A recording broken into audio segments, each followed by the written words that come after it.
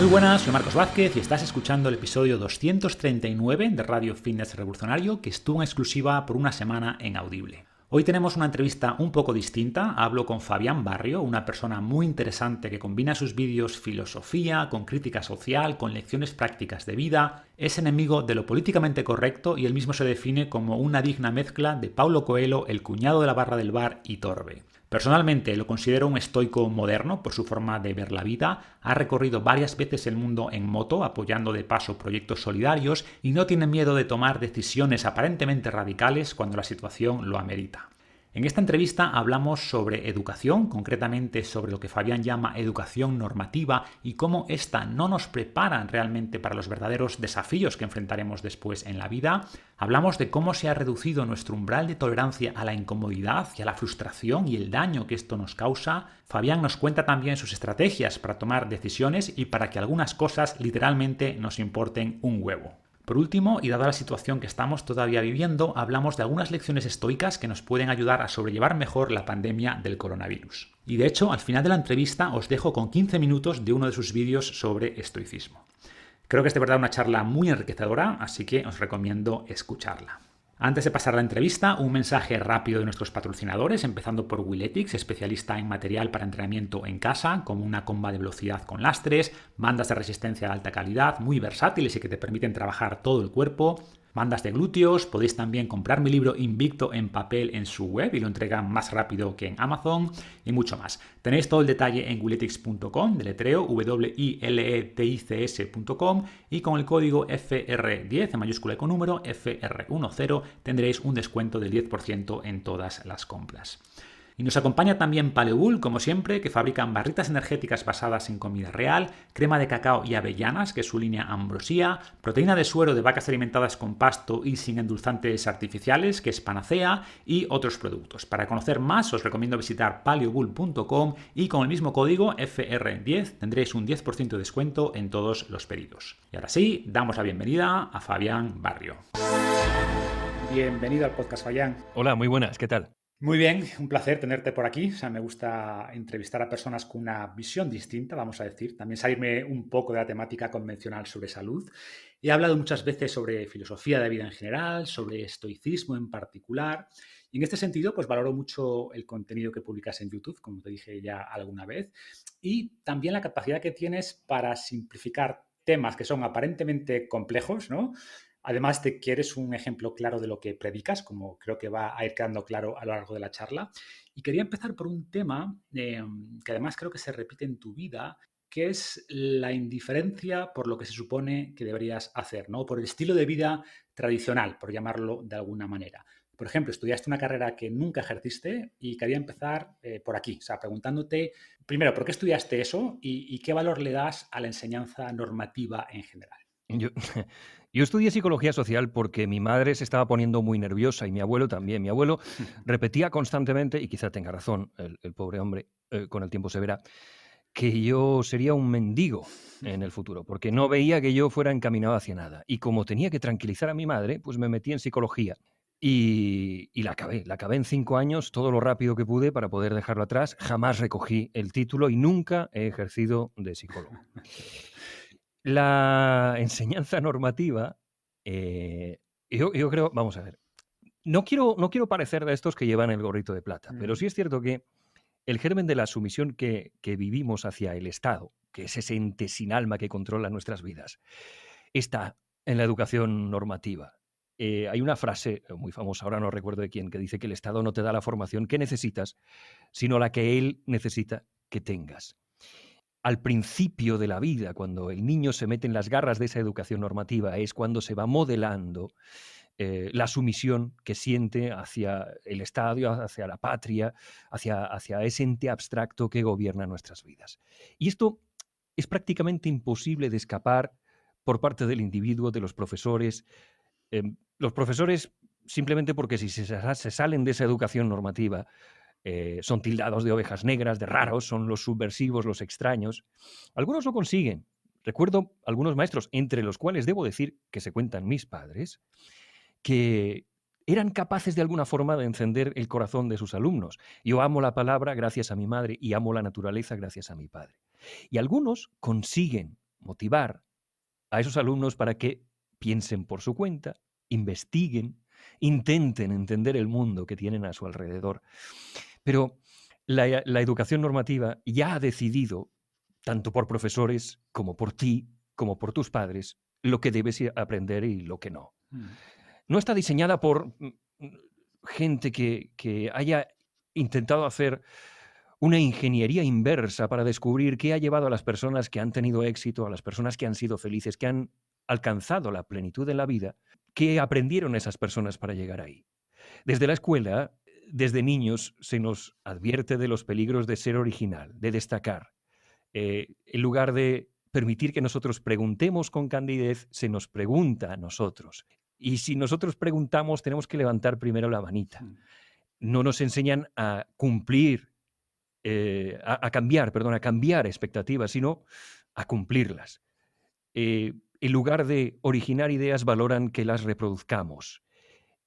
Al final terminas siendo un excelente rellenador de formularios, en lugar de ser una persona que es capaz de explayarse al redactar respuestas que resulten meditadas. Aprendemos a respetar la autoridad, aunque la autoridad misma muchas veces no tenga muy claro qué es lo que está pasando. Hay determinadas cosas en las que falla profundamente la educación normativa. Elegir un trabajo que te haga feliz, cómo establecer relaciones humanas que resulten satisfactorias para ti y para los demás, y sobre todo cómo defenderte de quien pise tus derechos, sobre todo si el que pisa tus derechos es el Estado. Aprender cosas como economía básica, primeros auxilios, nutrición, se tratan muy tangencialmente en la educación normativa y yo creo que son fundamentales. Ortografía muy en serio y sobre todo disponer de herramientas que te ayuden a explorar por tu cuenta el mundo, no a memorizarlo. Y hacer buenas preguntas y no solo memorizar respuestas, ¿no? Exacto, y nadie te lleva de la mano en materias fundamentales que son importantísimas para el desarrollo del individuo. El amor, el respeto, el trabajo, cómo supervivir a un mundo que es burocracia, que es jerarquía, que es hostilidad. Eso a los niños pequeños y hasta el bachillerato. Yo el bachillerato me metían asignaturas y cosas que claramente no estaban diseñadas para la mente del bachiller y que eran metidas a la fuerza. Y luego, muchos años después, descubres esas cosas y por el placer de aprender, las reaprendes y las disfrutas de verdad. Pero yo creo que la educación normativa no te enseñó para ello. Fue la vida la que te enseñó a eso. Y la universidad, ahí ya entraríamos en...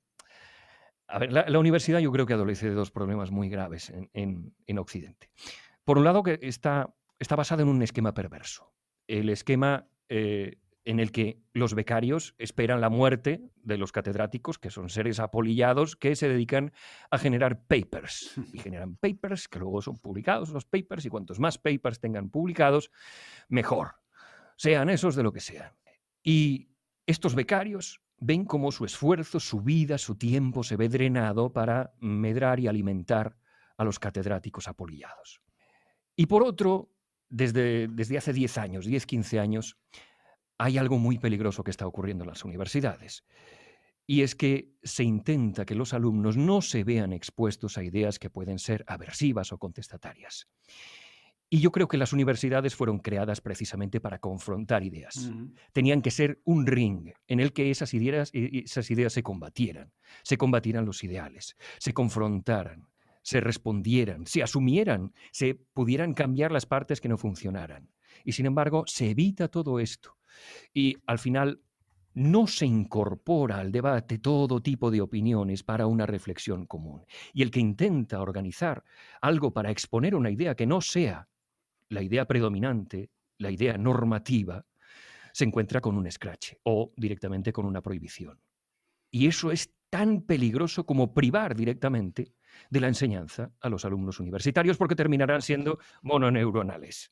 Sí, estoy de acuerdo en que se ha pervertido el sentido de la universidad. Como dices, debería ser el lugar donde aprendemos a exponernos a distintas ideas, a cuestionarlas, a rebatirlas y cada vez se está viendo más como un sitio donde se cree que hay que proteger a los alumnos, que hay que crear esos famosos espacios seguros, que hay que aislarles de todas aquellas ideas que puedan resultarles incómodas emocionalmente, donde se les dice que solo hay una visión sobre cada tema, que es la correcta o la oficial, y que cualquiera que proponga otro enfoque, por muy lógico, por muy racional que pueda ser, pues no tiene cabida en el debate y como dices, vienen esos scratches, esos intentos incluso por arruinar la reputación de los que piensen distinto o que se salgan de esa narrativa oficial. Por un lado está eso, evidentemente. Hay una defensa de ciertas ideologías que no se pueden combatir o contrarrestar o contrastar con otras. Y por otro, la sobreprotección a la que se somete a la infancia desde hace 15, 20 años, que es terrible porque tú estás privando de oportunidades de maduración a los jóvenes. Los jóvenes deben sufrir. Deben sufrir porque sufrir forma parte de la vida, es consustancial a la existencia humana. Eh, Obedecer a un jefe cabrón, pagar impuestos, que no te salgan los planes como tú pensabas que te iban a salir, compañeros de oficina tóxicos, todas esas cosas forman parte del pan nuestro de cada día. Clientes que son unos hijos de puta, forman parte del vivir. Y si tú no te expones a esto, al final tu tolerancia, tu nivel de tolerancia a la frustración, será insuficiente y sufrirás más. Claro, yo siempre digo que la educación, tanto padres, la educación normativa, por seguir con ese concepto, el objetivo no es protegerte de todo eso, no es protegerte de los fracasos, de los insultos, de cualquier experiencia incómoda. Te debe enseñar a afrontarla, porque son parte de la vida, o sea, es necesario. Y si no enfrentas eso a la universidad, que es lo que pasa con muchos de estos estudiantes, cuando salen al mundo real, se encuentran, pues claro, que no tienen las herramientas para enfrentar eso, ¿no? Entonces, Y no solo en la universidad, mucho antes. Mi madre, profesora de primaria, se ha jubilado hace cosa de 5 o 6 años. Y yo siempre le digo, te jubilaste en el momento perfecto.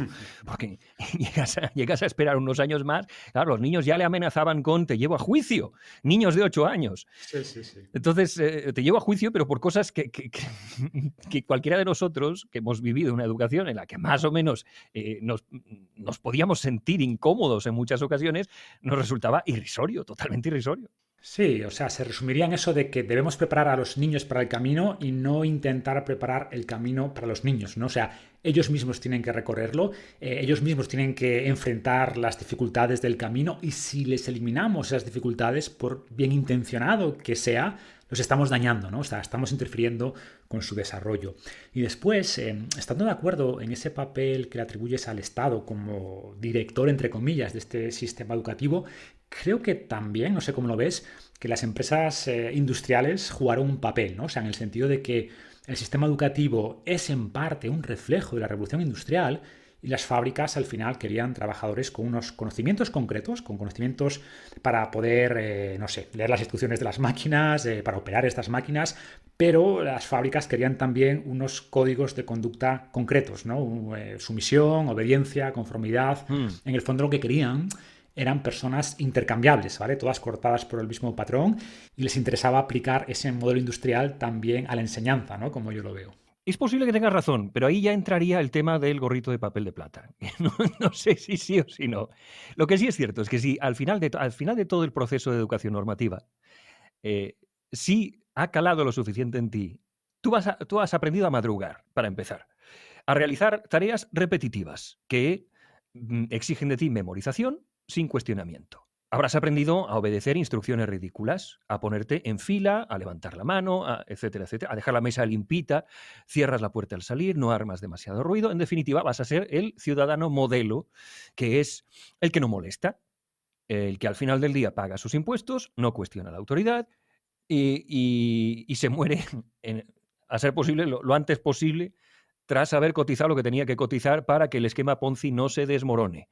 Y bueno, y lo que decías, al final, la educación normativa tiene el vicio quizá más importante de todos, que se ha diseñado para la media, para crear medias. Y todo aquel que se salga de la media, sea por arriba o por abajo, y resulte disruptivo tanto por arriba como por abajo, tiene dos posibilidades. Bueno, tres. O se adapta a la media, o abandona, o sucumbe. Ya está. Y yo creo que eso es terrible. Es uno de los grandes dramas de la sociedad occidental. Sin duda, y de hecho nos estamos limitando a la educación, pero la educación es solo la primera parte, ¿no? Después llega, como decíamos, el mundo real, y entrar en esa vida normativa, que también creo que es el nombre que le dabas en uno de tus vídeos recientes. ¿A qué te refieres con esa vida normativa? No, precisamente lo que decía, que tú al final te conviertes en una máquina que paga facturas. Y al final de tus días, lo que ha contado realmente ha sido que has consumido un tiempo de vida, que te ha proporcionado un dinero, que has intercambiado por unos bienes que ni necesitas ni son interesantes para ti. Pero no has vivido lo suficiente. Por ese motivo, yo precisamente de todo esto surgió la reflexión de romper con mi vida normal, de viajar y de salir a conocer mundo, porque sentía que esa vida normativa la estaba viviendo otra persona, con otros gustos, con otros deseos, con otras necesidades, con otros gastos, y que al final yo me arrepentiría, digo, me voy a arrepentir de no haber vivido la vida lo suficiente, porque solo hay una y el valor más valioso que tenemos no es el dinero, no son las cuentas bancarias, no es el deportivo o la tele de 47 pulgadas. El valor más importante es el tiempo al final de tu vida. Ese yo agonizante que esté expulsando las últimas bocanadas, tú le vas a dar a elegir entre una televisión de 47 pulgadas o los 600 euros que costó esa televisión de 47 pulgadas o el tiempo que invirtió en conseguir el dinero para comprar la televisión de 47 pulgadas y se lanzará como un loco, como un clavo ardiendo a coger ese tiempo de más en la vida. Exactamente, y no solo tiempo, sino experiencias, ¿no? Que es lo que realmente recordamos y anhelamos y valoramos. Y seguramente, como dices, eso es lo que te empujó a lanzarte a tus aventuras en forma de viajes en moto, que han sido varios. Cuéntanos un poco más de esos viajes y qué lecciones extrajiste de ellos. El primero de los viajes fue precisamente impulsado por esto, por voy a vivir más la vida. Y al principio empecé a llenar de mapas las paredes. Recuerdo que mi madre vino durante ese proceso en el que yo simplemente llenaba de mapas las paredes y echó un vistazo a todas las marcas que yo había ido dejando y tal, y me preguntó, ¿y esto qué es? Y le digo, bueno, es que lo mismo hago un viaje.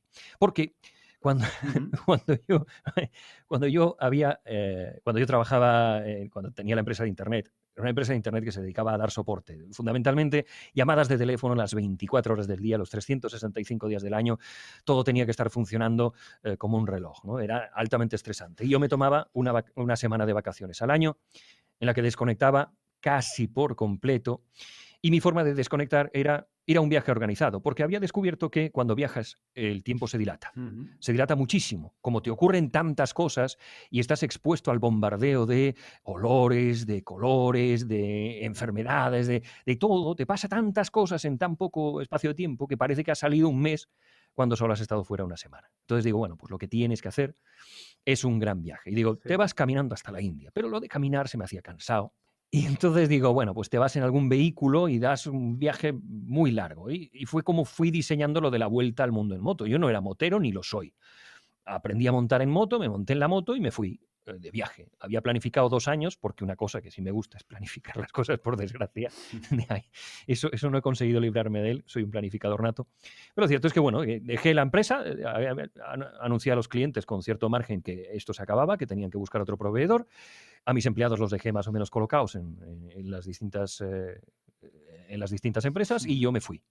Y un 22 de mayo de 2010 emprendí lo que iba a ser el gran viaje alrededor del mundo de 2 años. Al retorno, em, decidí emprender otros 2 viajes, porque yo tenía la certeza de que el tío que saliera, mejor dicho, el tío que regresara, iba a ser un tipo distinto del que salía y que tendría él un plan vital mucho mejor que el que yo había diseñado para mí, dando trompicones en mi carrera profesional, pero lamentablemente no fue así. Ese tío no tenía un plan, claro, no tenía un plan. ¿Me había cambiado? Sí, sin duda, pero no tenía un plan vital y entonces decidí seguir viajando. Me busqué patrocinadores y emprendí 2 viajes, esta vez con tintes solidarios. El primero de ellos desde Madrid hasta Nepal para estudiar el tráfico de niños esclavos en circos de la India, niños nepalíes. Y el segundo de Buenos Aires a California para llevar la magia del cine a rincones de América Latina donde esa liturgia, esa magia de la primera vez que vemos una película juntos proyectada, ni ha llegado ni se le espera. Y además para llevar motos a ONGs que se encuentran en situación de especial aislamiento para las cuales una moto les cambia literalmente la vida. ¿Y por qué estos proyectos o qué conexión sentías con estas causas solidarias? Bueno, cuando viajas tanto, conoces una lengua de territorio que va 3 metros a la derecha y 3 metros a la izquierda del asfalto. A veces te bajas de la moto o del vehículo, recorres un poco y encuentras sobre todo gente que no tiene nada. Nada, pero nada es nada. Desde las sabanas de África hasta las cumbres rocosas peladas del Karakorum. Desde la selva del Amazonas hasta esa playa de cocoteros maravillosa que sale en las fotos de los Instagramers, hay gente que no tiene nada. Ni se le corta el wifi porque no hay wifi, ni se le equivocan con el nombre en el Starbucks porque una taza de Starbucks cuesta lo que ellos ganan en 2 días, ni tienen que cambiarse el jersey porque les ha parecido una pelusilla, porque no tienen más que un jersey. Entonces esto te proporciona un profundo sentimiento de conmiseración. ¿Más enseñanzas? Pues mira, que en el mundo hay gente con una capacidad de lucha que da 1.000 millones de vueltas a la de los occidentales. Recuerdo el paso de los Andes, el paso del Ticlio. Está a 4.000, casi 5.000 metros de altura. A esas alturas, la moto que yo llevaba, que era de carburación, se ahogaba igual que yo. Los dos íbamos renqueando por falta de oxígeno. Cuando yo pasé, las lluvias habían dejado lo que en Perú llaman los huaicos, que son corrimientos de tierra que arrasan con poblaciones enteras. Tú estás en la comodidad de tu casa, haces zapping, encuentras una cosa que en Perú a lo mejor un barro por ahí y piensas que son unos barros y ya está. Pero es que son pueblos enteros que se van al carajo. Ya. Y ahí subido yo en lo alto de los Andes, sin oxígeno, con una bruma del copón, que paré porque ya no daba ni yo ni la moto conmigo, y aparece allí entre la bruma la figura espectral de una señora, que yo me acuerdo perfectamente de sus ojos limpios de la piel de cuero, que se acerca corriendo para venderme manisitos, cacahuetes, manisitos a un sol, un cucuruchito de cacahuetes que esa mujer vendía de sol a sol, la cabrona. Ahí lloviera, hiciera frío, nieve, daba igual, la señora estaba con sus cucuruchos de manisito buscándose la vida. Y esto es algo que te encuentras en todos los mercados del mundo, que hay una señora que hace sus pupusas, otra que hace arepas, otra que, si no tiene dinero, tiene una cestita rota y con ella mete unos bollitos de pan y va a venderlos a donde sea. Y eso no lo tenemos los occidentales. Cuando nos encontramos arruinados, ¿qué hacemos? Nos giramos hacia el papá Estado y pedimos una ayuda. Una ayuda, por favor, Arcade, dame un piso. Y ya está. Y eso no puede ser.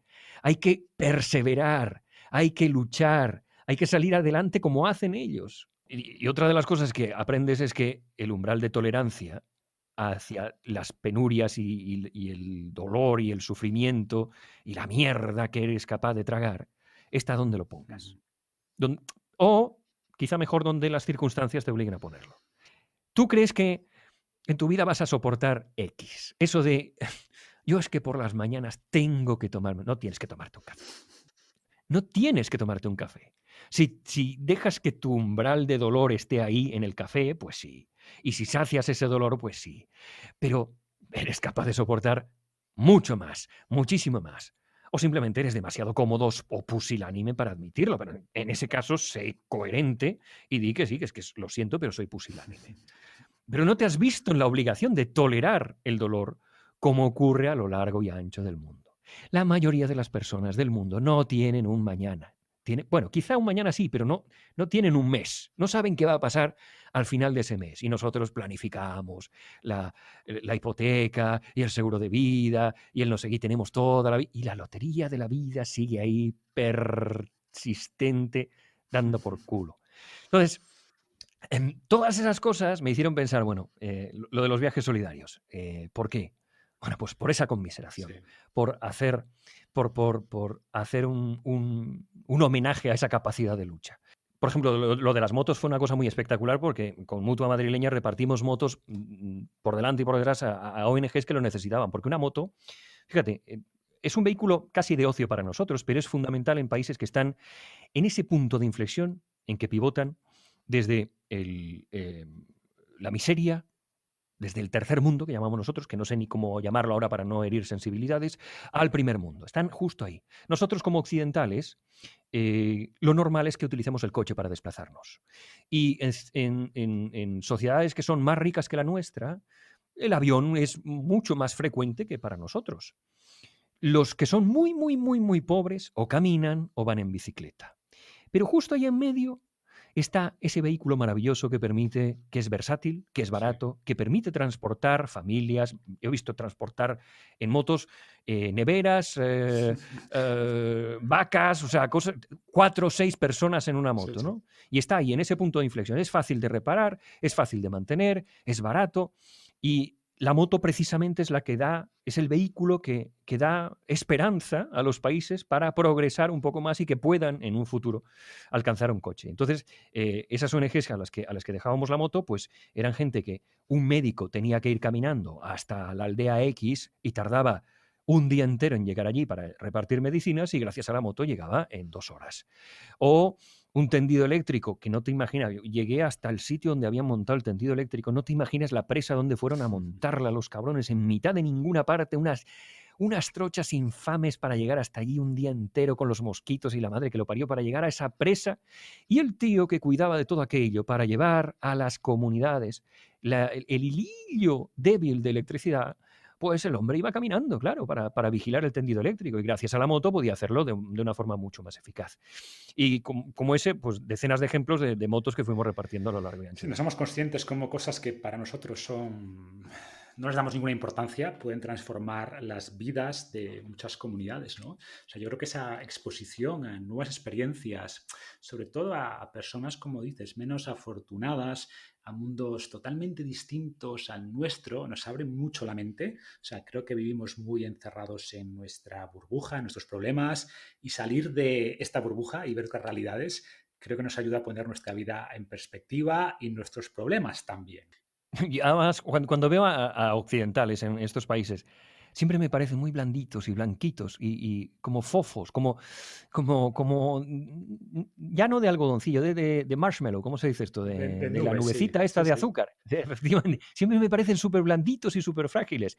Y esto es quizá porque no se han visto expuestos a la penuria y porque dicen eso de, es que yo sin mi café no soy persona. Claro, yo creo que lo que te aporta, bueno, muchísimo, ¿no? Estos viajes, yo también pues he tenido la suerte de dar la vuelta al mundo y como dices, no es que te transforme tus proyectos vitales, en mi caso tampoco, pero desde luego eleva tu nivel de tolerancia a la frustración, desde luego, y te ayuda muchísimo, por ejemplo, en mi caso, que también pues, he vivido mucho tiempo en Latinoamérica, que te expones a cosas que no ves en Europa, ojo, afortunadamente, pero te abre mucho la mente, ¿no?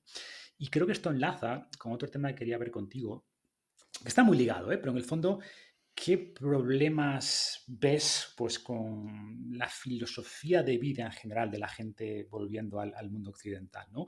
O de hecho deberíamos hablar de la falta de filosofía de vida, depende de cómo se mire. ¿Cómo ves esto? Yo soy hijo de los 70.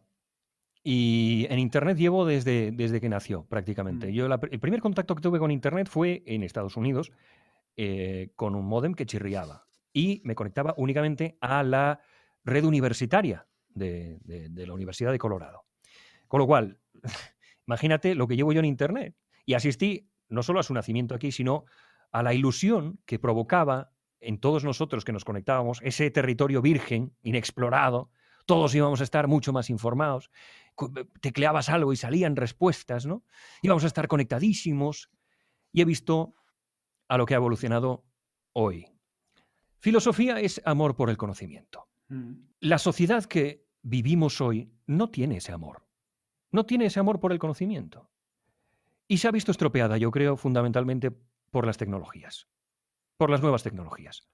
Internet iba a ser aquello que iba a reunir al mundo y que iba a acabar con las fronteras. Y sin embargo, se hizo con él el capital más despiadado.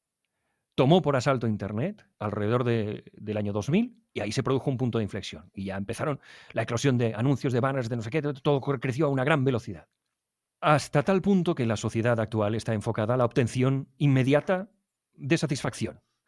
Satisfacción significa que tú presiones un botón y obtengas ese mismo día lo que has pedido, lo que has comprado, que tú pinches en no sé qué y escuches ese vídeo y tiene que ser ahora.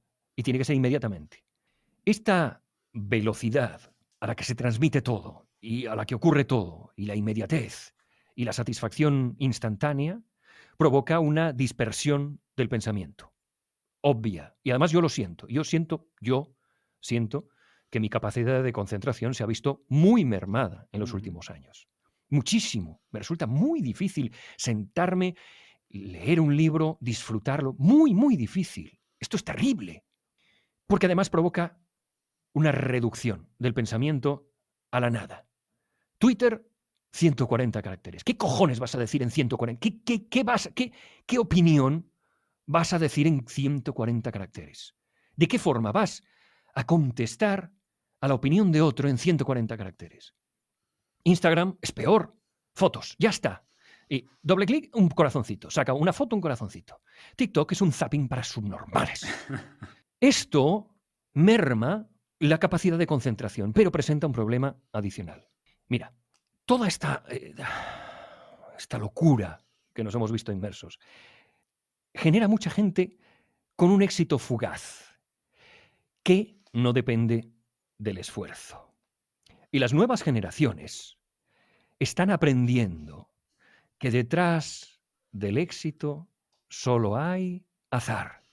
Se deja todo al azar o a un presunto talento que en muchas ocasiones no existe. Esto ha sido tratado en el efecto Dunning-Kruger, ¿no? Un sesgo que dice que los individuos que no saben nada o no, tienen un sentimiento de superioridad, o sea, este tío que cree que canta bien, ¿no? Se consideran más inteligentes, se creen que pueden contestar a personas que están más preparadas. Y la sobreexposición que sufrimos a estos productos de consumo de información va a crear en el futuro una legión de personas frustradas. Porque no alcanzarán nunca lo que se proponen. Hay una tipa en TikTok que tiene 170 millones de reproducciones cada vez que sube un vídeo moviendo los ojos. No hace otra cosa. Mueve los ojos.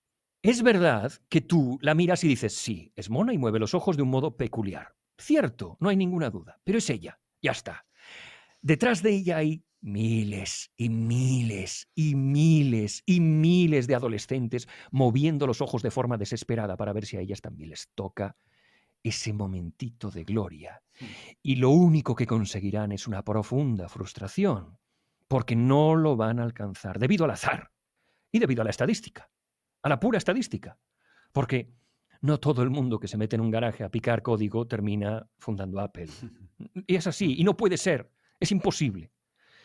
Y serán muñecos rotos muy, muy pronto. Entonces yo vaticino que esta falta de ideales, esta falta de amor y de mimo por el conocimiento, por respirar hondo, por descubrir cosas, por dedicar tiempo y esfuerzo a desarrollar talentos o simplemente a gozar de aprender, nos está pasando factura y nos pasará factura muy pronto. Sí, yo creo que, como bien decías, ¿no? Internet prometía darnos acceso a todo conocimiento existente y en gran medida ha cumplido esa promesa. Nosotros hemos fallado, ¿no? Utilizamos estos dispositivos que nos permiten acceder a toda esa información para ver vídeos de gatos y discutir en Twitter, ¿no? No, y si fuera a discutir aún bueno, pero es que ni siquiera se discute, se insulta directamente. Correcto, no se debate, sí, sí. Esto es tal, y el otro dice, gilipollas, se acabó. Y como Hasta ahí hemos decías, llegado. pensábamos Te que bloqueo. iba a unir a la sociedad y lo que ha hecho es generar mayores divisiones, Polarizarla, polarizarla. polarizarla y que al final tú te encierres más en tus ideas, ¿no? Porque las redes sociales pues refuerzan estos sesgos de confirmación. Ah, que te gusta, Bueno, que eres eso más de izquierdas, pues toma mensajes de izquierdas. Eres más de derechas, toma mensajes de derechas. Claro, que esa es otra cosa. Luego viene el algorrino, claro, y luego viene el algorrino y arrasa con todo porque lo que hace es crear una caja de resonancia monstruosa en la que todo el mundo te da la razón y entonces tú crees que realmente todo el mundo piensa como tú. No, pequeño, no. Es el algorrino que te está inyectando y te está retroalimentando para que tú te sientas mejor y pases más tiempo recargando la puñetera página. Eso es todo. Exactamente. Entonces genera falta de interés por aprender, genera personas, como dices, superficiales y que tienen muy poca capacidad de retrasar la gratificación, ¿no? Que buscan, quiero las cosas ya, quiero que me produzca placer ya. Hay un filósofo que es William Irvine, que a esto le llama el hedonismo ilustrado, ¿no? O sea, hedonismo en el sentido de que, pues eso, busca del placer, de la comodidad, de lo que nos hace sentir bien en el momento y las consecuencias, pues ya para otro día, pero bueno, ilustrado porque, oye, hay ciertos controles sociales que hacen que tampoco nos pasemos de la raya, pero es hedonismo al fin y al cabo, ¿no? Y creo que en este sentido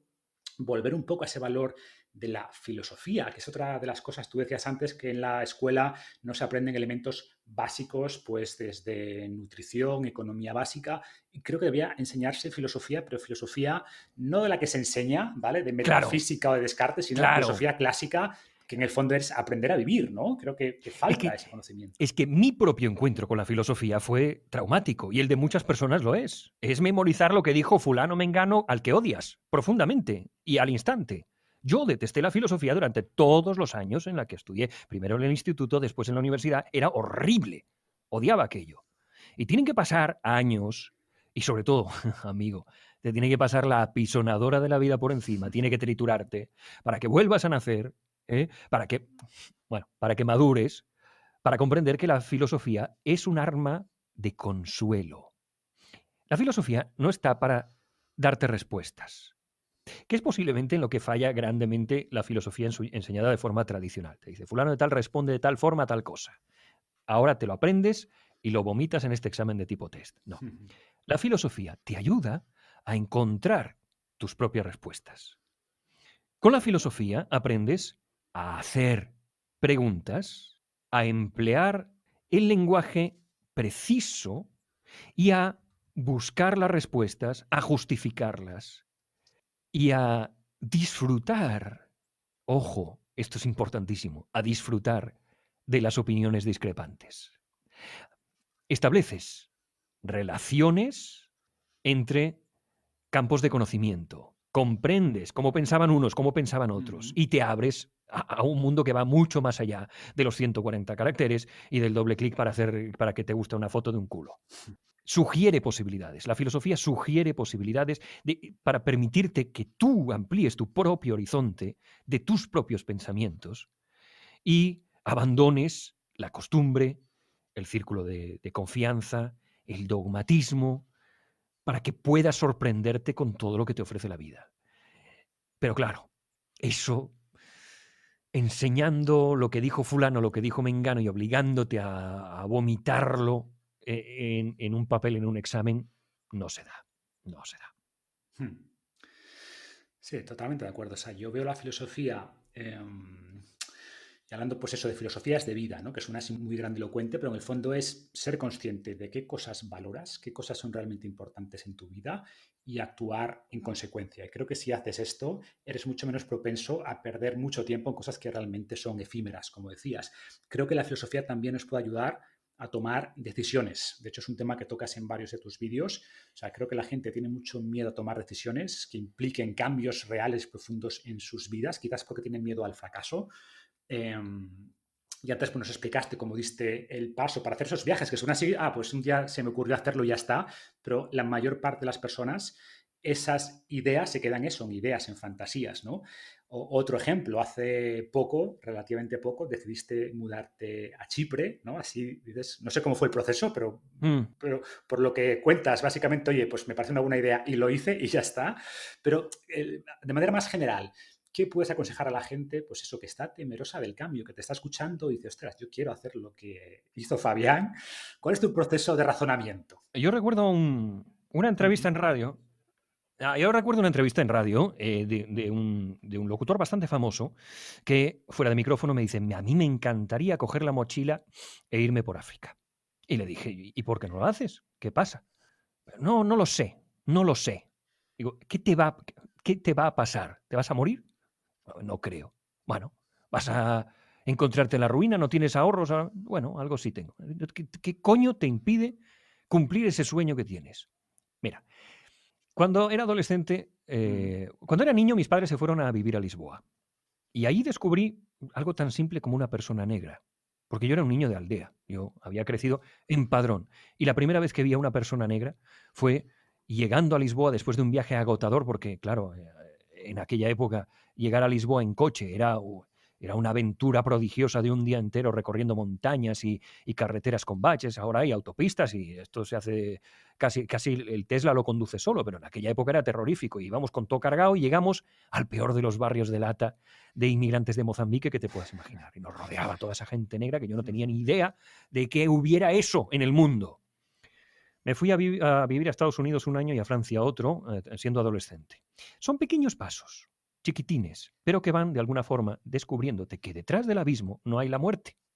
Porque muchas personas que no están acostumbradas a tomar decisiones, creen que detrás del abismo está la perdición absoluta, que ahí se va a acabar todo y que todo va a ser una catástrofe.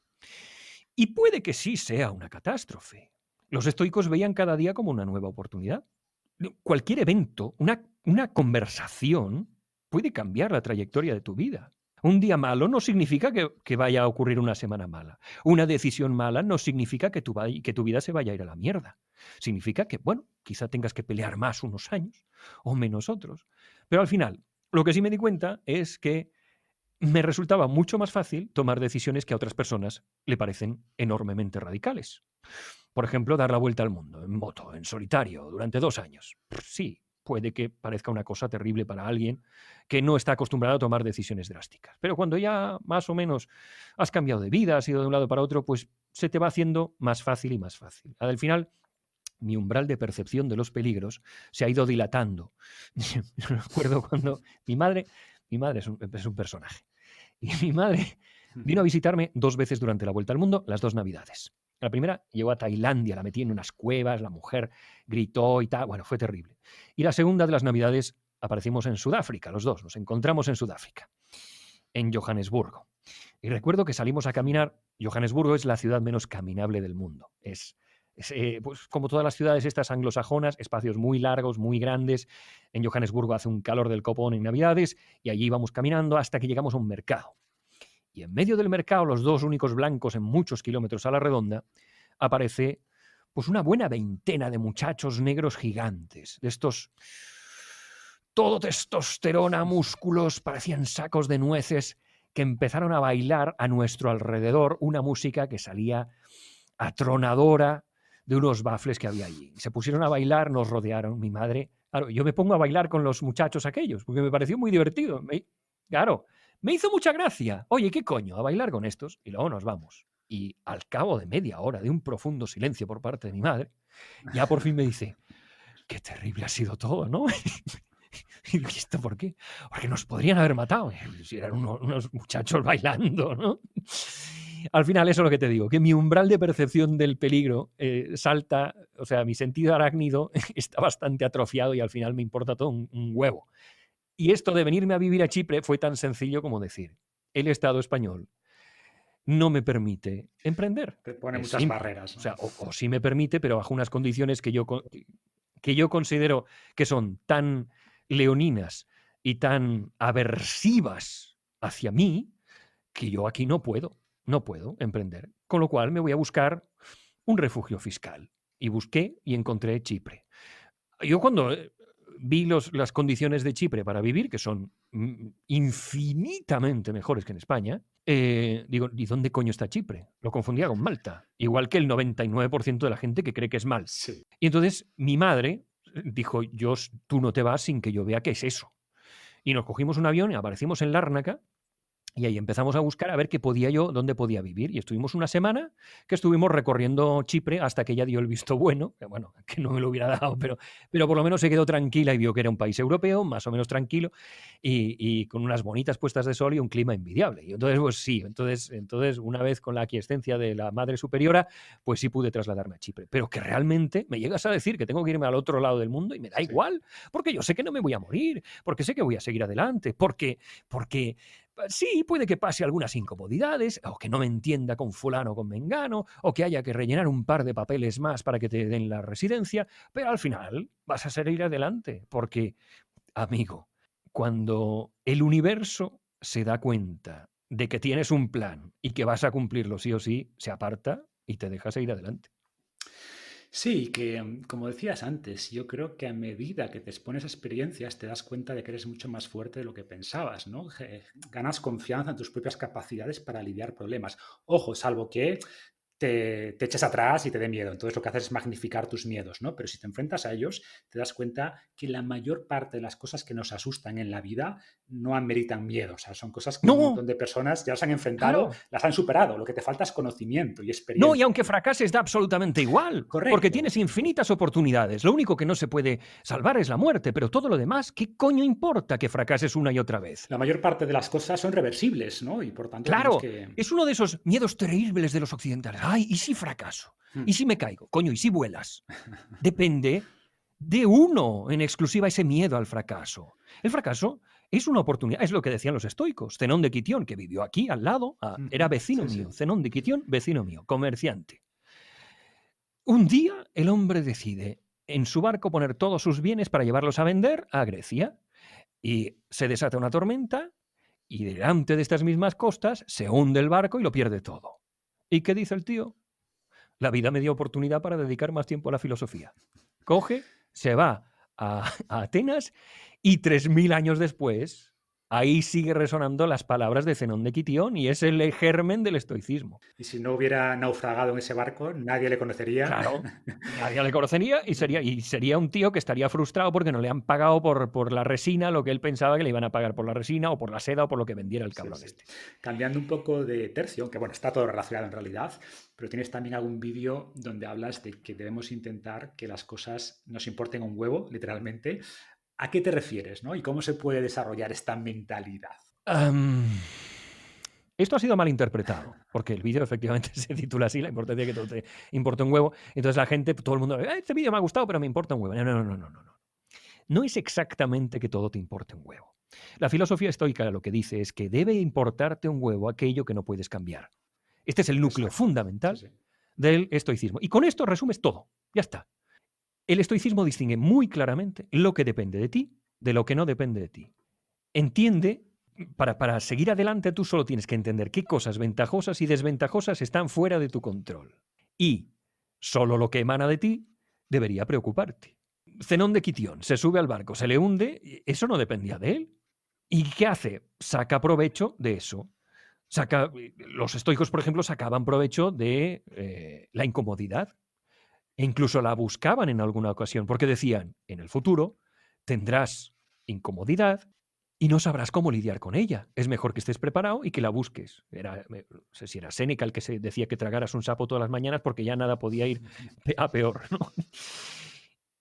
Así pues, lo que serían que no te importe un huevo, no. Que te importe un huevo aquello que no puedes controlar. Y lo demás, pues haz todo lo posible para cambiarlo.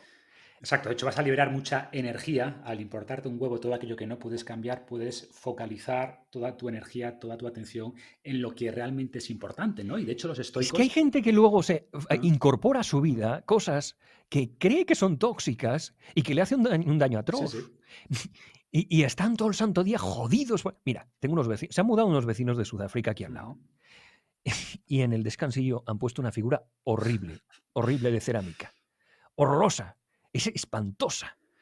Estoy convencido que habrá mucha gente a la que eso le resulte una agresión, le resulte imposible vivir con eso. Habrá personas que lleven a la junta de la comunidad de propietarios que no se deben dejar en seres personales en el descansillo porque eso resulta lesivo para la comunidad. Y a mí me importa un huevo. Soy tan feliz pasando delante de esa porquería horrible de figura de fauno o de fauno cojo, no sé qué coño es ese bicho que han puesto ahí. Y paso feliz todas las mañanas y me hace gracia que esos pobres jubilados tengan ahí ese fauno cojo o tuerto, no sé qué coño es.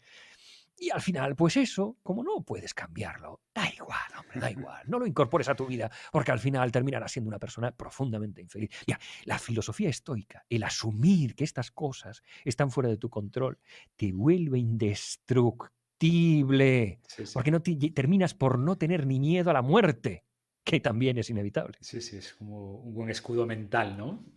Pero por matizar, y es muy cierto que los estoicos, ellos no eran personas que se aislaran, que fueran a meditar a la cima de una montaña, eran personas muy involucradas en la vida social, en general, como todo hay estoicos y estoicos. De hecho, los grandes A eso líderes voy. de la antigüedad eran Exactamente, ¿no? O estoicos. sea, hablamos de Claro, Marco Aurelio, pues claro, por tenía una ejemplo. influencia enorme, pero se centraba en lo que podía cambiar, ¿no? Entonces, el mensaje es, sea cual sea tu círculo de influencia, que puede ser relativamente pequeño si eres una persona más anónima, pero seguramente algo puedes hacer por los demás, por mejorar tu pequeño espacio, tu pequeño rincón del mundo, que también este es otro aspecto. Hay muchos activistas de Twitter, ¿no?, que están ahí todo el día en Twitter intentando resolver los grandes problemas del mundo, pero luego no hacen nada en su comunidad, en su espacio, donde realmente se podrían generar un cambio positivo. Muchas veces en los vídeos yo los acabo diciendo, mire, en los vídeos pido jamón. Yo no tengo Patreon porque no quiero tener relaciones contractuales con nadie. Sé que si tengo un Patreon, un tío que paga €1 me va a exigir que publique un vídeo por semana y como él quiere y que diga lo que él quiere. Sí. Entonces yo paso. Yo no tengo ni Patreon, ni el canal está monetizado, me da todo igual. Digo, si usted quiere enviarme jamón, que no hay en Chipre, me lo envía. Y estoy saturado de jamón. Por fortuna, la gente me envía jamón. Entonces, muchas veces pongo, hagan ustedes un donativo a una ONG. Entonces, y doy además las ONGs que yo he visitado personalmente y he visto lo que está ocurriendo y lo que están haciendo. Entonces, estas ONGs, yo sé que el dinero llega ahí. Y entonces siempre hay el típico que desde el sofá de su casa me dice, es que las ONGs se lo queda todo el señor de la ONG y para alimentar al gordo de la ONG yo paso y no sé qué, no sé cuánto. Y digo, mire, señor, usted tiene dos opciones en esta vida. O se queda usted tuiteando y engordando tuiteando. O dona usted el euriño, que a lo mejor le llega 10 céntimos allá al fondo al indio que usted intentaba beneficiar. Pero son 10 centimiños que le dan algo de comer. Entonces, entre esas dos opciones, como yo he visto la segunda, con la segunda me quedo. Ya por terminar, Fabián, y siguiendo con el tema del estoicismo, publicaste hace unos meses un vídeo titulado Estoicismo para una pandemia, que de hecho sigue muy vigente, por desgracia. Por desgracia. Y te voy a pedir que nos resumas aquí cuáles son las lecciones principales que crees que puede ofrecer el estoicismo en esta situación que estamos viviendo. Bueno, como hemos dicho ya, la sociedad occidental es hedonista.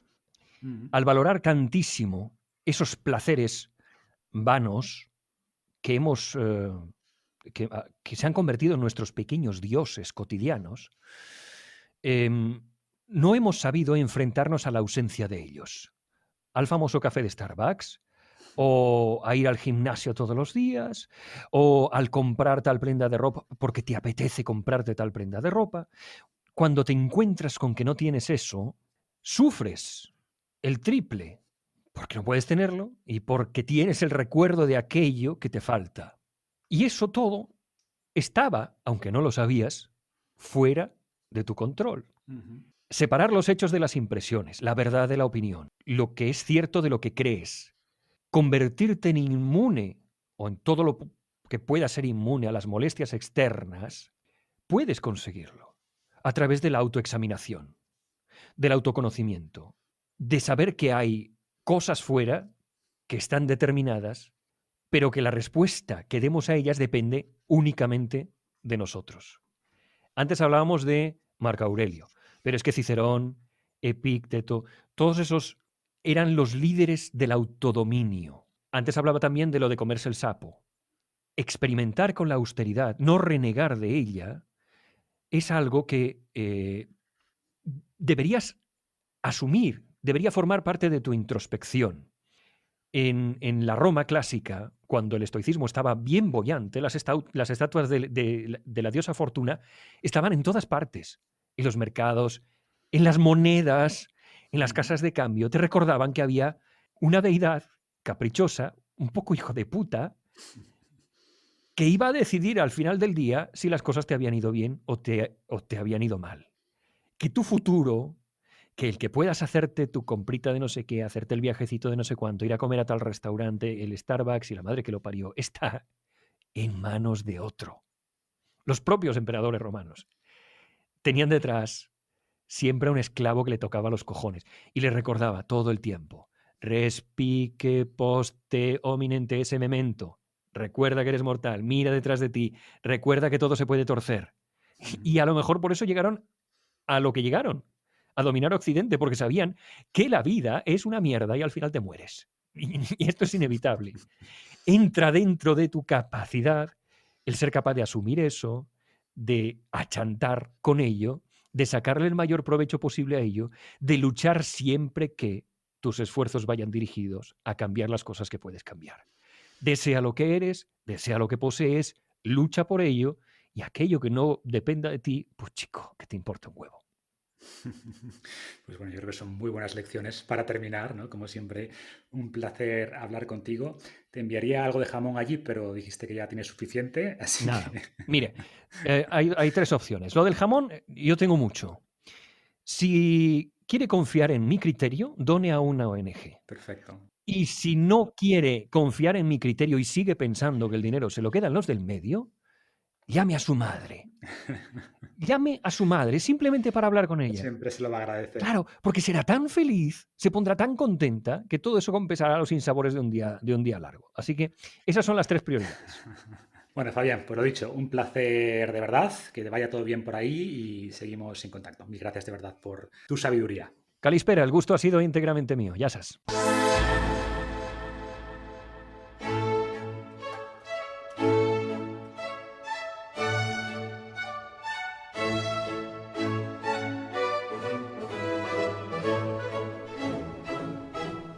Hércules era joven y poderoso. Podía tener las mujeres que quisiera chasqueando los dedos. Sus músculos estaban tensos y combados como las cuerdas de un violín, y la juventud surcaba sus venas, inundando de hormonas su cuerpo y de luz sus ojos. Sin embargo, se encontraba ya en ese punto crítico de inflexión en el que uno se da cuenta de que la vida corre muy deprisa, ese tobogán en el que todos acabamos cayendo sin darnos muy bien cuenta de cómo hemos llegado hasta allí. Ese punto preciso en el que has de tomar decisiones sobre qué coño será de tu vida. Así que Hércules se adentró en el desierto, al cobijo del silencio y la soledad, para pensar. Y allí, entre las dunas, observó a dos sensuales mujeres que se aproximaron con pasos felinos.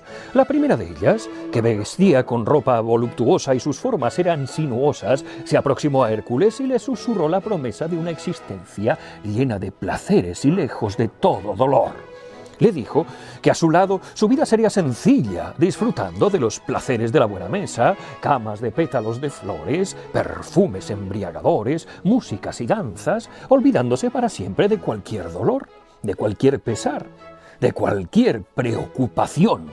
Hércules preguntó su nombre a aquella hermosa mujer y ella le respondió que su nombre era Edoné, placer, vicio. Por cierto, ya hemos hablado de ella en otra ocasión, ¿te acuerdas? Entonces, la otra dama llegó a donde estaba Hércules con un discurso bien distinto. Vestía modesta y recatada y su rostro era más severo. Aquella mujer le dijo a Hércules que para vivir con ella necesitaría ser invitado, y que ser invitado es algo que cuesta conseguir. La mujer le dijo al joven Hércules que de todas las cosas buenas que el cielo concede a los mortales, no hay ninguna que se pueda conseguir sin aplicación ni trabajo, porque los dioses han puesto desde siempre un precio muy alto a cada placer real y noble. La dama dijo a Hércules que para ganar los favores de los dioses debía venerarlos, que si esperaba amistad de los hombres debía cultivarla, que si quería la fama destinada a los héroes debía servir a los suyos. Hércules, pues, debía cuidar, mimar y perseguir cada una de las habilidades posibles para alcanzar al fin la felicidad y la plenitud. Aquella dama dijo a Hércules que su nombre era Arete, virtud. Edoné, la diosa del placer, rió a carcajadas y con aires despectivos le dijo a Hércules que la senda para conseguir la felicidad que le ofrecía la virtud era demasiado larga y tortuosa, y que seguro que se cansaría por el camino. Sin embargo, con ella, el camino se hacía corto y fácil. A lo que virtud respondió: «Ah, amiga, pero los placeres que tú propones son beber antes de tener sed, dormir antes de tener sueño, comer antes de tener hambre». Sin embargo, jamás el hombre escuchará una música más deliciosa que la que él compuso, ni objeto más hermoso que el que él ha creado, ni amigo más fiel que el que cultivó con dedicación. Una vida dedicada únicamente al placer asegura una triste acumulación de angustia, tormento y arrepentimiento en la vejez. Esta visión del placer y del dolor, la felicidad y la virtud es una de las mejores herramientas que podemos emplear para empezar a comprender el pensamiento estoico.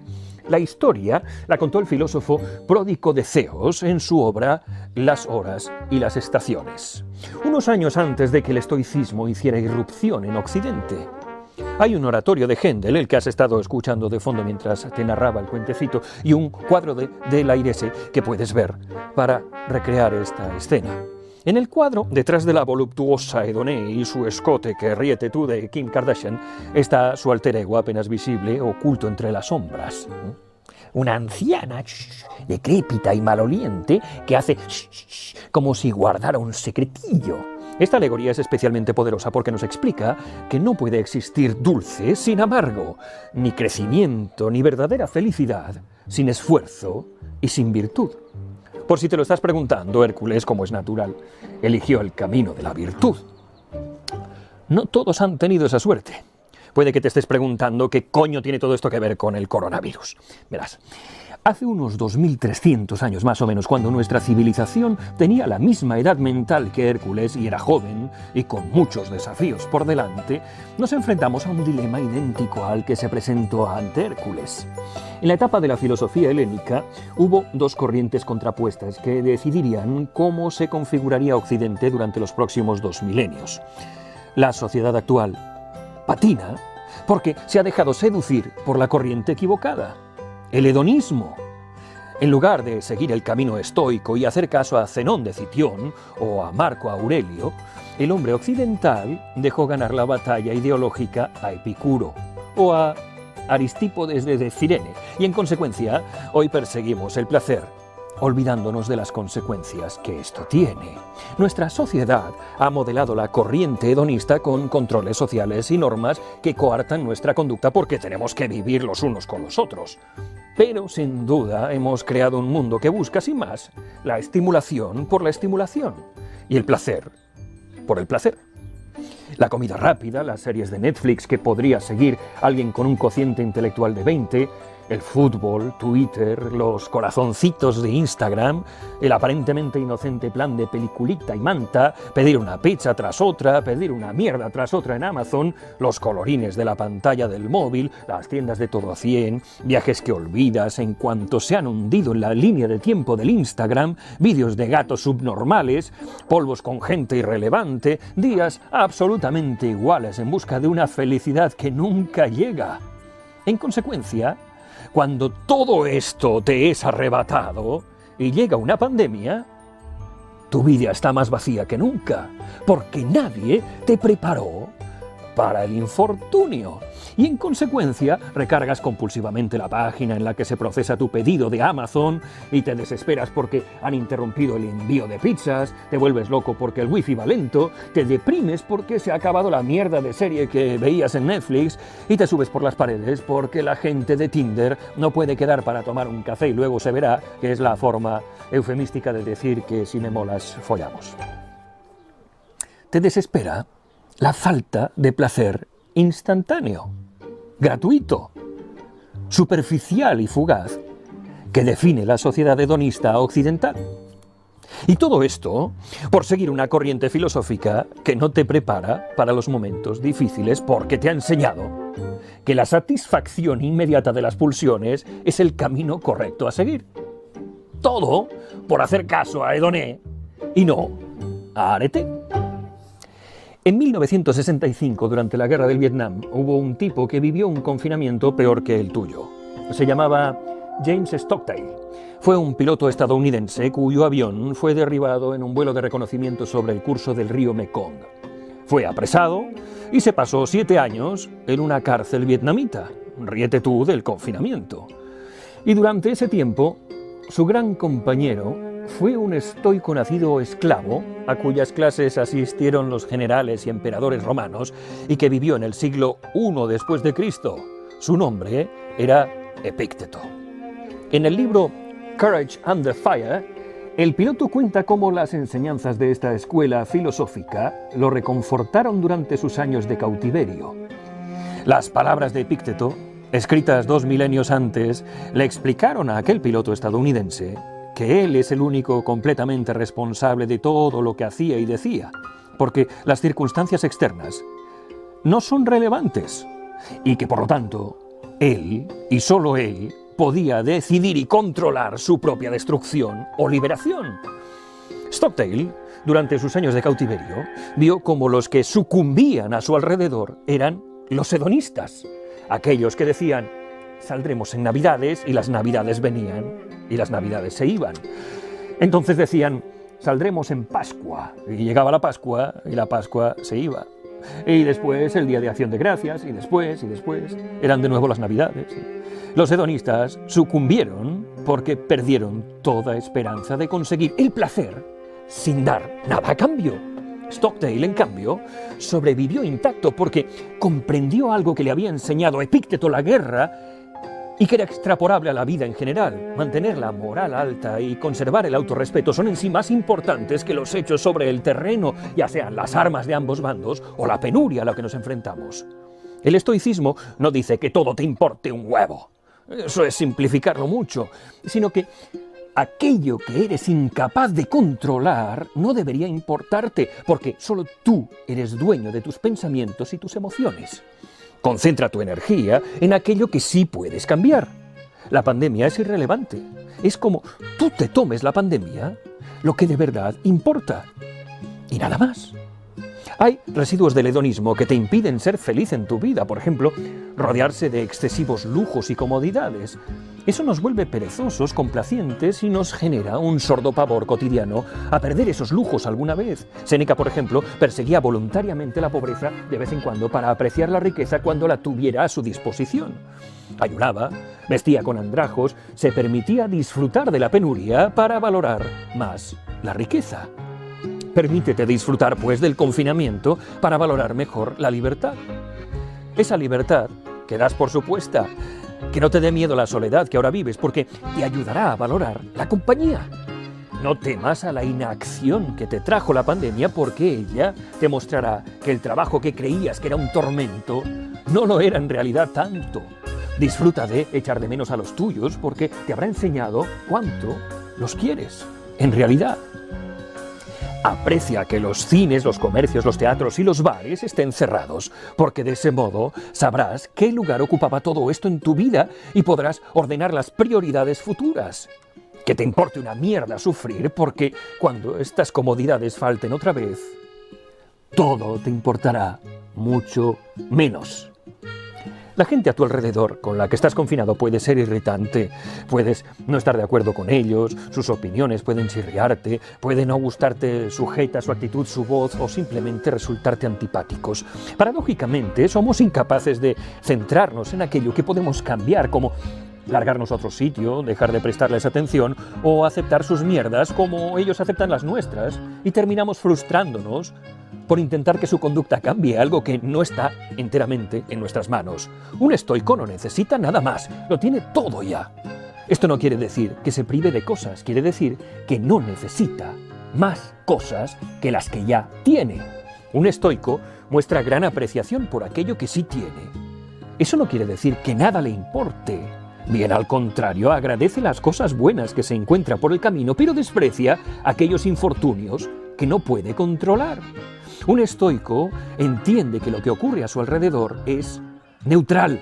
Nada es bueno, ni es malo. El confinamiento no tiene carga negativa ni positiva. Lo único que importa es su reacción ante los acontecimientos. Un estoico no juzga hechos o sucesos. Ve cómo ocurre el confinamiento y lo acepta tal y como es. Esto tampoco quiere decir que le sude la polla absolutamente todo, porque un estoico, si puede cambiar las cosas, empleará toda su energía para cambiarlas. Pero nunca será la mosca que se golpea contra el cristal una y otra vez.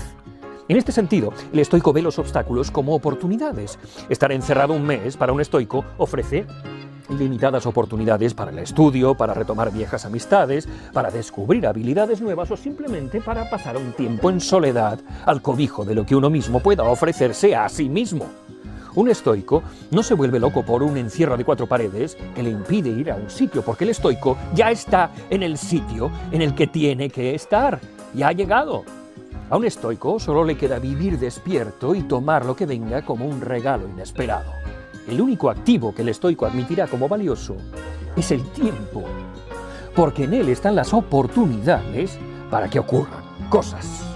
Hay millones de factores que afectan a la posibilidad de que se cumplan tus deseos, pero un estoico